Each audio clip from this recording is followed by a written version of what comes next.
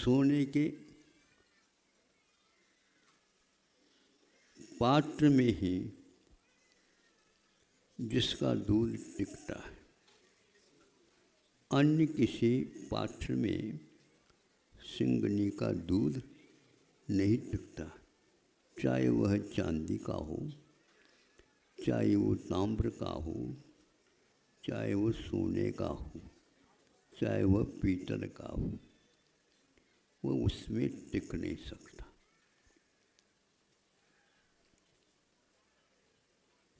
विचार यह है, क्यों नहीं टिकता? तो सामने दिख रहा तो नहीं टिकता।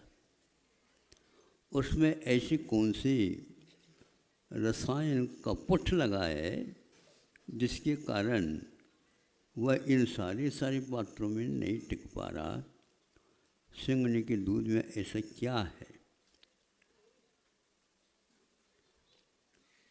द्रव्य क्षेत्र काल भाव की विवेचन जब कभी भी हम सुनते हैं, पढ़ते हैं, सोचते हैं, तो ये सब घटित हो सकता है। यद्यपि सारे ये पात्र पौद्गलिक हैं, फिर भी उसमें ऐसा नहीं होता।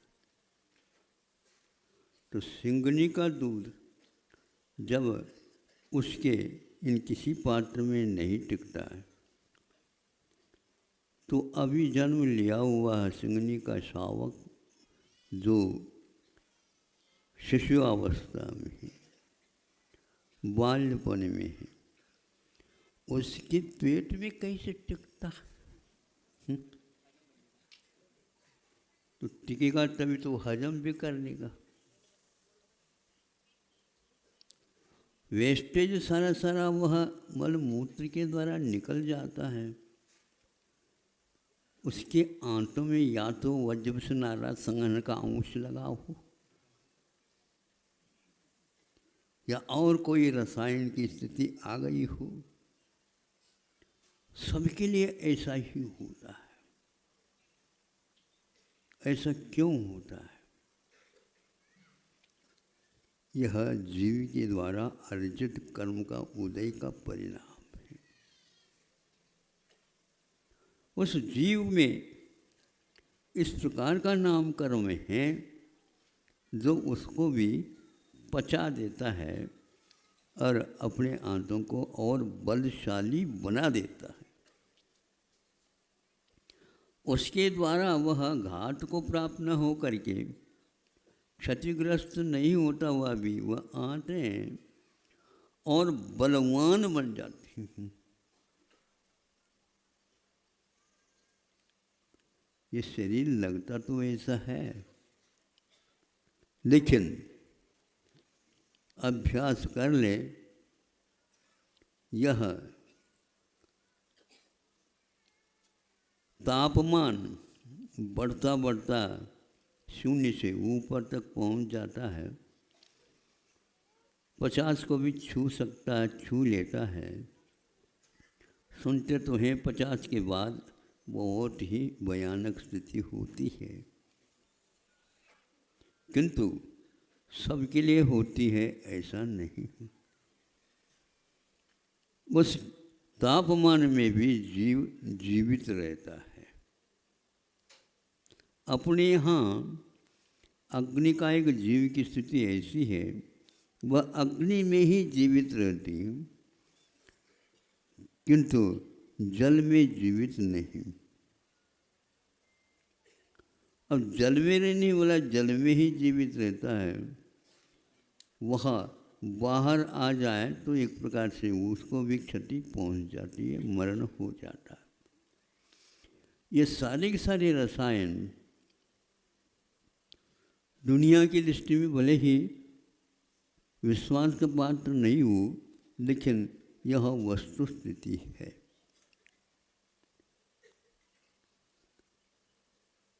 अब हम देख लें उस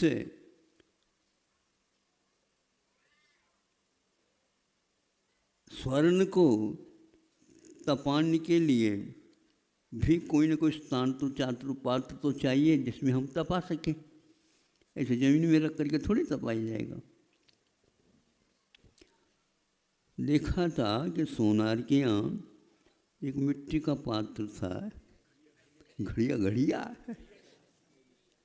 अब उसमें उस स्वर्ण को, गिट्टी को रख दिया जाता है और धोंकनी के द्वारा उसको चलाया जाता है। धीरे धीरे धीरे तापमान बढ़ते बढ़ते बढ़ते वह गिट्टी सोने की वो पिघलती जाती पिघलती जाती पिघलती जाती है। जब सोने की गिट्टी उभारी तो वह भी पिघल गई। अब पूछना आप लोगों से ये है, वो मिट्टी की जो सकोरा है, घड़िया है, वह क्यों नहीं पिघली?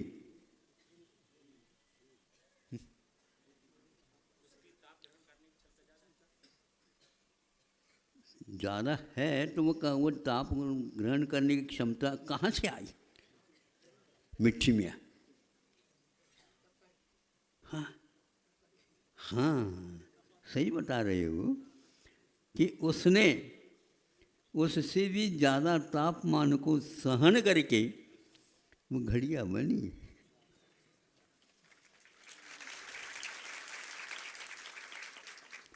मिट्टी में भी हम शिल्प के माध्यम से इस प्रकार की पात्रता को कर सकते हैं। मूक माटी में उल्लेख मिलता बताते हैं कि एक घड़ा है और उसके गर्दन में रस्सी बांध दी है। अब उसके पीछे 10-20 व्यक्ति नहीं, 50 व्यक्ति अपनी अपनी उस रस्सी को कमर में बांध करके नदी में से पार हो रहे हैं। और वो घड़ा कहता है, और भी यदि आपके परिवार के सदस्य हो तो बुलाइए। कुमकुम पत्र में सब लोग आप निमंत्रित है भोजन के लिए। ध्यान से पढ़िए, किंतु भोजन के लिए ही है, वो साथ ले जाने के लिए हमारे यहाँ निमंत्रण नहीं है, क्योंकि हम महावीर भगवान के सिद्धांत के पादक हैं।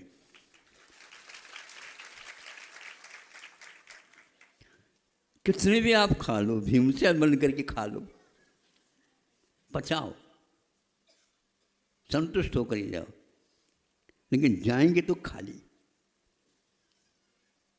क्यों? क्योंकि इसमें कषा है, क्योंकि इसमें संग्रह है। वह घड़ा या सकोरा बहुत बड़ा तापमान का सहन कर लिया है, इसलिए यह स्थिति आई। एक और इस प्रकार यह होने के उपरांत भी उस सकोरा को, घड़िया को हाथ लगा करके देख लो कैसा है, तपा हुआ है। सामान्य रूप से जितना तपन भले हो, लेकिन वह झटका नहीं देता। उसकी प्रकृति में शीतलता है, किंतु तपस्या के माध्यम से उसके पास वह तपन भी है जो सामने वाले स्वर्ण घुल गया उसको भी वह ठीक कर देता।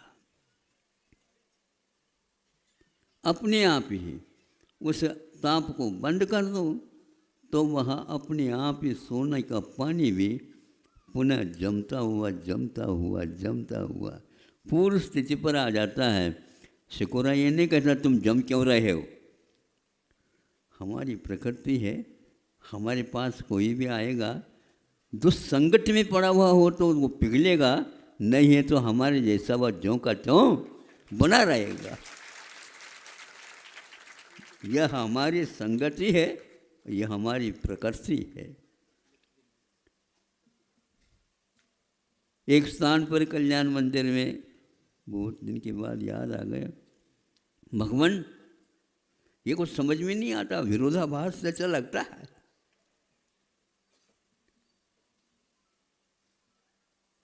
कमल वन को भी जो जला देता है ऐसा शीत है, आपके भीतर सुनते हैं संसार के सभी तापमान पदार्थ समाप्त हो जाते हैं, ऐसा क्रोधाग्नि धगकती रहती है। और आप देखते हैं तो हमेशा शांत बैठे हो। इस शांत प्रकृति के द्वारा उस क्रोधाग्नि को शांत कैसे आपने किया? आत्मा की प्रकृति शांत है और कषाय की प्रकृति अशांत है। हमने कह रखा भैया हमारी प्रकृति के अनुसार चलना हो तो हम आपको रख सकते हैं, नहीं तो कुछ समय में ही छुट्टी करवा देंगे, ध्यान रखो। यह एक बहुत बड़ा विरोधाभास है। भगवान हमारे समझ में अभी भी नहीं आ रहा। गला उतरना तो दूर की बात है, पहले यहाँ समझ में आ जाए तो यहाँ से वह नीचे भी उतर जाए। महाराज आपकी बातें तो लगता तो ये सब लोग तालियां बजाते हैं, इसलिए तो हम भी बजा देते हैं, लेकिन हमारे मन में ऐसा नहीं होता कभी कि हम जल्दी जल्दी ताली बजा दें। सबके साथ होना पड़ता है महाराज। देखो धीरे धीरे सब साथ हो रहे नहीं समझे, ये एक आदत पड़ी हुई है। ये कहते हैं सभा हो लगे और उसमें तालियां ना बजे तो सभा का हमारे विचार से करोड़ों वादन के साथ भी दिव्य ध्वनि करते कोई भी व्यक्ति ताली नहीं बजाता, क्योंकि वो इतने सुनने में लीन हो गए हैं, हाथ को कोई इशारा देने वाला नहीं। तालियां तब बजती हैं हाथ को इशारा मिलता है। किससे मिलता है? मतलब उस समय आप सुन नहीं रहे। सुनना तो तालियों से नहीं होता, कानों से होता है। और कानों में यदि आपकी आत्मा है तो ये हाथ में नहीं आ सकती। ये भिन्न भिन्न बटन हैं। तो उस सकोरा में वह गल गया और फिर बाद में वहीं पर जम भी गया। अग्नि के कारण वह भारी चीज भी गिट्टी के रूप में थी, वह भी पिघल जाता। हमारे द्वारा बनाया हुआ वह रसायन है, निश्चित रूप से वह पिघलेगा, उस तापमान पर पिघलेगा जो तापमान संसार में कहीं भी नहीं है। वह तप रूपी अग्नि है, ध्यान रूपी अग्नि है। आप सुलगाना चाहो तो सुलगा सकते हो। ईंधन चाहिए तो आपको हम ईंधन की आपूर्ति कर सकते हैं, लेकिन दुनिया के शरीर संपदा दे दोगे तो भी वह ईंधन नहीं मिलता, ध्यान रखना है। विश्वास के बाद ही आपको वह दिया जाता है, अन्यथा आप अपने घर में रहिए।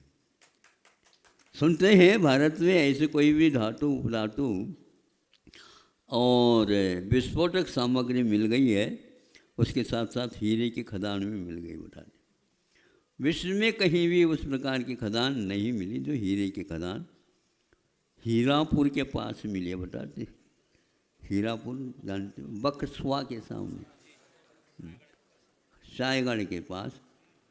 सीधे जाओ तो कुंडलपुर से जा सकता है, सीधे आ सकता है तो दमोह से भी आ सकता है, बीच में मठियागढ़ भी बनता है, फिर नैनागिरी के पगडंडिया भी वहीं से जाना चाहो तो जा सकते हो।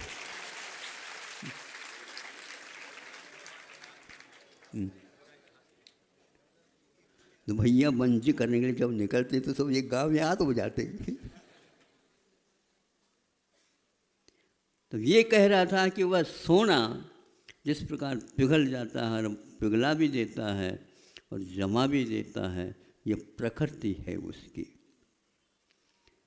तो आज मैं आपके सामने वह रखना चाह रहा हूँ जो आप लोग उसके शिकार बनते जा रहे हैं। सुबह से लेकर के शाम तक जो 20 व्यक्ति हमारे पास आते होंगे और महान भयानक रोगों से ग्रसित होकर जाते। खान पीन इत्यादि के बारे में सुना देता हूँ महाराज, तो ये जो मिलता है तो खा लेते हैं, नहीं है तो वो भी नहीं मिलेगा। स्थिति ऐसी है। अब कोई से ऐसे भी चूल के स्थान पर एक आविष्कार हुआ बताते हैं कि जिसको इंडक्शन, हाँ, तो उसमें आप रोटी इत्यादि जो कुछ भी हो बनाते हैं उसकी पात्रता के अनुसार, किंतु उसको यूँ हाथ लगा दो तो वह तपता नहीं।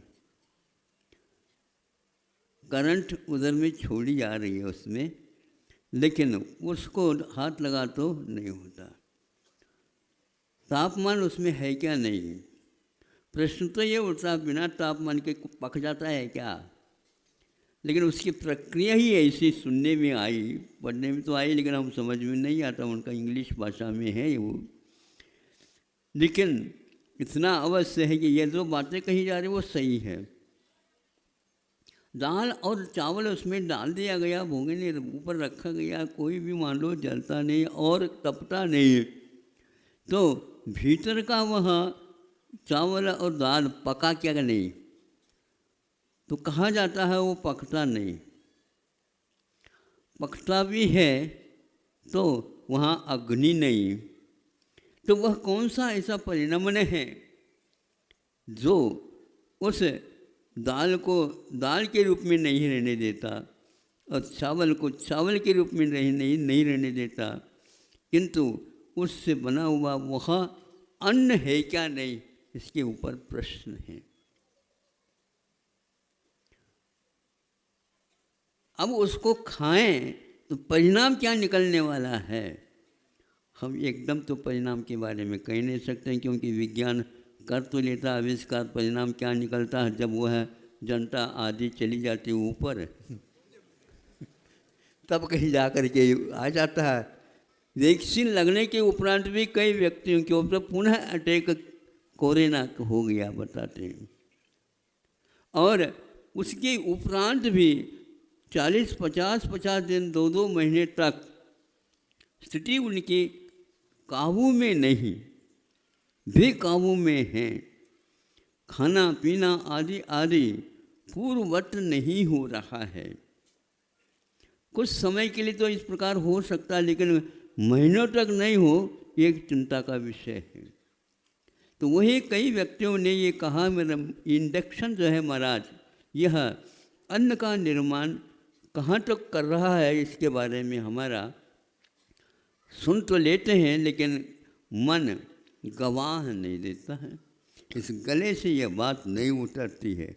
यदि यह अनिर्णित है, वह आपके इस अन्न के समान नहीं बना है अन्न, तो क्या है, कई लोगों से मुझसे सुना, वह धान फट जाता है।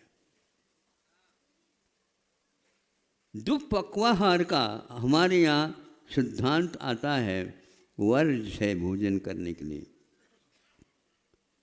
मुनि महाराज भी उसके लिए अंतराय करते हैं। दुपक्वाहार, दुगुना पकना भी गलत है, तो अधूरा पकना भी वह गलत है। और यह पकाया नहीं पकाया है, इसके बारे में निर्णय ही नहीं है, अग्नि का साक्षात्कार वहाँ पर नहीं है। ये सारे ठंडे हैं, दिमाग भी ठंडा हो रहा है। थोड़ा दिमाग में जो है ना रक्त प्रवाह हो तो दिमाग चलता है, नहीं तो वह भी ठंडा हो जाता है। ज़्यादा दिमाग को ठंडा रखना भी ठीक नहीं है। सुन रहे हो? हाँ, इसका अर्थ आपके दिमाग में रक्त संचार भी है और गर्म भी नहीं है। लेकिन अब वह पका है क्या नहीं पका है, और उसको यदि आप भोजन के रूप में स्वीकार करते हैं तो शरीर के ऊपर क्या उसका असर पड़ेगा। ऐसे पात्रों में आप भोजन करने से मिल क्या रहा महाराज, तुम्हें मिलता नहीं, इसलिए मतलब ये है कि आपको मरने के लिए भी फुर्सत नहीं। कहावत है, ऐसी स्थिति में ही तो कहावत बन गई होगी। जीने के लिए तो खा रहे हो, लेकिन मरने के लिए भी फुर्सत नहीं, का मतलब क्या होता है? इस प्रकार के आविष्कार से कुछ उपयोग भी होना चाहिए, बल्कि बहुत अच्छे उपयोग होना चाहिए। जीने के लिए भोजन होता है, भोजन के लिए जीना नहीं होता है। जीना तो चाहता हूँ, जीना चाहता हूँ, जीना तो चाहूँ, जीना चढ़ने हेतु। जीना तो चाहता हूँ, जीना चढ़ने हैं तो यूं ही जीना क्या है। ऐसे विज्ञान के सोबत में रह जाएंगे तो हमारे आत्मा की प्रकृति उष्ण ही नहीं उष्णतम बन जाएगा और सबको खाक कर देगा। जीवन को ठंडे के साथ आप रखो। आत्मा की प्रकृति शांत है और उस शांत के माध्यम से वह मुक्त होने वाला है। यह आपाधापी के साथ तो चल रहे हैं, पढ़े लिखे विज्ञान होकर के भी वहाँ से लौट रहे हैं, ऐसा सुनते हैं, हम पढ़ते हैं आप ही लोगों के मुख से। तो पढ़ कर के क्या किया, 7 समुद्र पार किया, किंतु वो अच्छा नहीं लग रहा उसको। तो इसलिए इस प्रकार के भोजन करने के उपरांत अमृत की उपमा शास्त्रों में मिलती है। तृप्ति हो जाती है, दुनिया में किसी भी प्रकार से वस्तु से तृप्ति नहीं होती, किंतु वह प्राण को पल्लवित कर देता है, प्राण को ताज़ा बना देता है, प्राण में स्फूर्ति आती है, प्राणों में बल आ जाता है और 24 घंटे के लिए काम करने के लिए तैयार हो जाता है। उसके लिए यथा योग्य अन्न की आवश्यकता नहीं, आवश्यकता है धन की इतनी नहीं जितनी आप चार है। इसलिए अब इंडक्शन हमारे माध्यम जितना हुआ सुना उसके माध्यम से आपके सामने रखा है, लेकिन पूर्ण नहीं हुआ है। उसका सर्वांगीण अध्ययन आप ही लोगों के द्वारा होने के बाद हम कुछ सोच सकते हैं। अहिंसा परमो